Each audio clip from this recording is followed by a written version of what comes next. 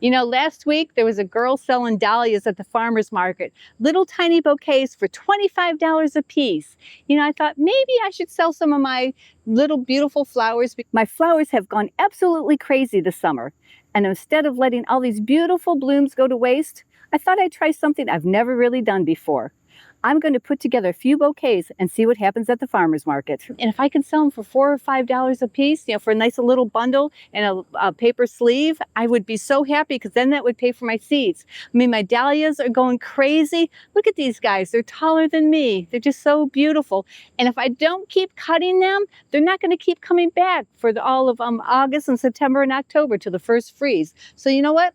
I'm going to go ahead and harvest a bunch of these and see what I can do at the farmer's market tomorrow. Okay, the first thing I'm going to cut is Bee Balm. This is a really nice filler, but the only problem with Bee Balm, it takes over all of my raised beds. So next year, he's banished from here, and he's going to be on the other side of the greenhouse out in the field.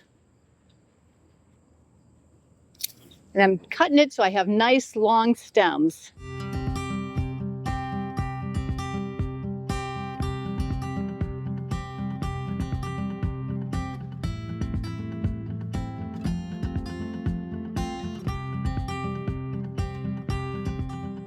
So here are my Snapdragons. I'm looking for nice tall stems so they fit nicely in the sleeves, and they still have some buds to open up on top because then they'll last for over a week. Oh, these pink ones are really nice still. There are a couple buds on top, so they'll work out well. You know what happens when you harvest them, the stem lays down and then it starts growing new ones and they'll start shooting up. So in September, I'll have a ton of Snapdragons again. Let's see. Now see this guy, he's too spent. He's already losing all of his leaves or all of his flowers there, so I definitely don't want to pick him. Oh gosh, these are probably my favorite color. Look how beautiful they are. And see, they're already putting up their side shoots, so in another month or so, those would be beautiful snaps, but I had to harvest the guy.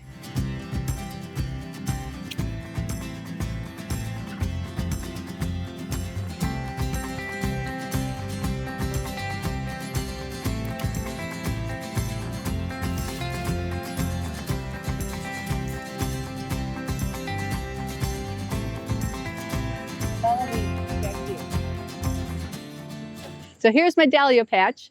I think I planted them a little bit too close together. So they were all falling over, and every time it rained, I'd find one or two that were broken. So I have cocoa rope that I put around them with some stepping posts I use for the cattle on each corner and put that up, and it's holding these guys up really nice. You know, the good thing about harvesting flowers, like I said before, you harvest them, they keep coming back. Some of these colors are just so beautiful. Let's see. Oh, this one. This is probably my favorite color. Yeah, let's see if I can get in here. Cut him down nice and low. There we go. Look at that.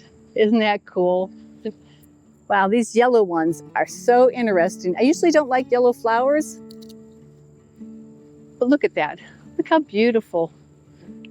You can tell I really love the flowers. I'm so glad I started doing this. Woo.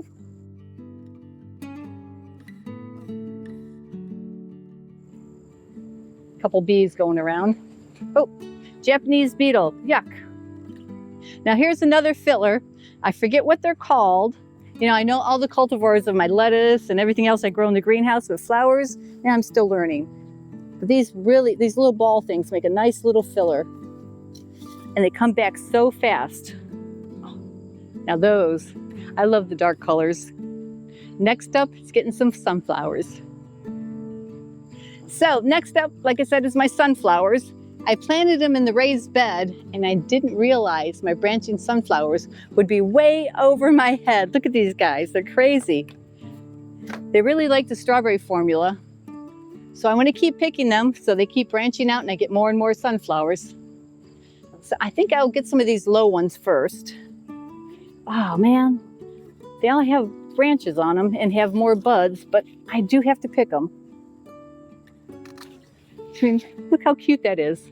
You take the bottom leaves off and put that in a bouquet. Happy sunshine.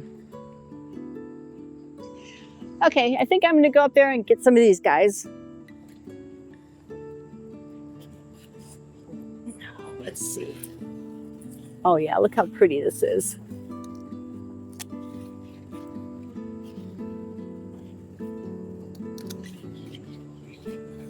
Oh, nope, Mr. Honeybee again. Let's see. Oh, here we go. Where's this guy go to? He goes to here. Don't need too many of these. Look how pretty. Oh, here's a really nice one. Mr. Honeybee flew away. You know what's nice about the sunflowers, bringing in the honeybees, they're pollinating my melons.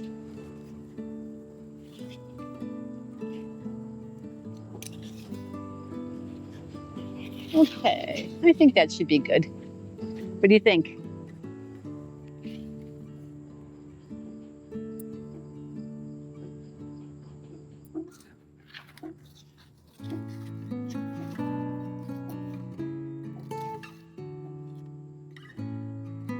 Well, I wasn't planning on putting these in my bouquets for tomorrow, but you know what? Maybe I will. It's a nice low one. I don't know if I want to pick this guy. He has all kinds of buds on him. I may leave him for a little bit. And, oh, here's a nice one.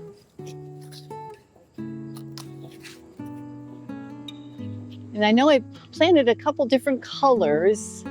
So I have this color here, and there's a few. Oh, let me go grab that one. Set these down. See if I could reach them without the ladder.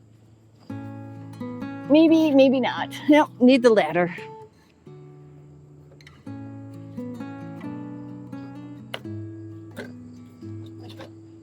Okay, let's see here.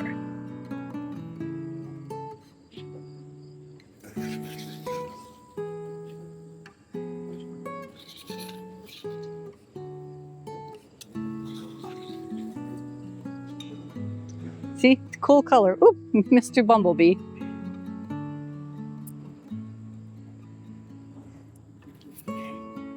Well, I think this gives me a good start to see how we can sell flowers at the farmer's market tomorrow.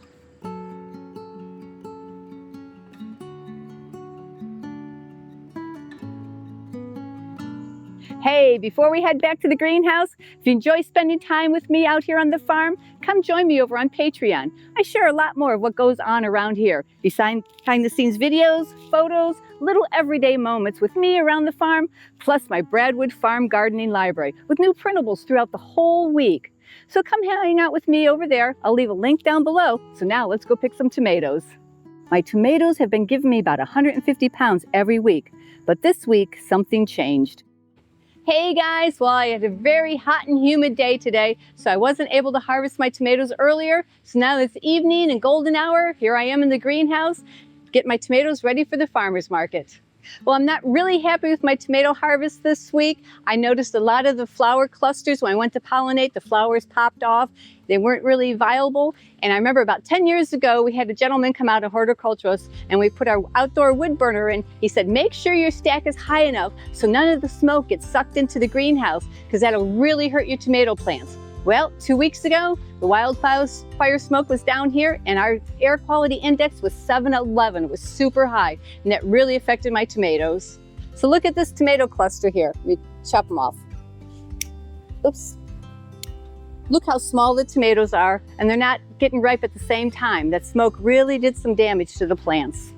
So I've been averaging 150 pounds of tomatoes each week for the farmer's market. This week, I think it's only going to be about 75 pounds. And the one good thing though, is I had some tomatoes for dinner tonight and they still taste amazing. Oh my gosh, look at this guy right down here. Oh, now that is a nice tomato. Well, it looks like after this week, everything should be back on normal production. The flower clusters are nice and big and viable, and the leaves are so much bigger and green that I'll have my 150 pounds of tomatoes every week for the farmer's market. So we'll see what everybody thinks about my little flower experiment at the market. Either way, I had a lot of fun putting these together. And if it help pays for next year's seeds, I might have just found myself another crop. And believe me, there's a whole lot more happening around the farm right now. I've got gourds I waited too long to plant, melons taken off, and a few other things I need to get caught up on.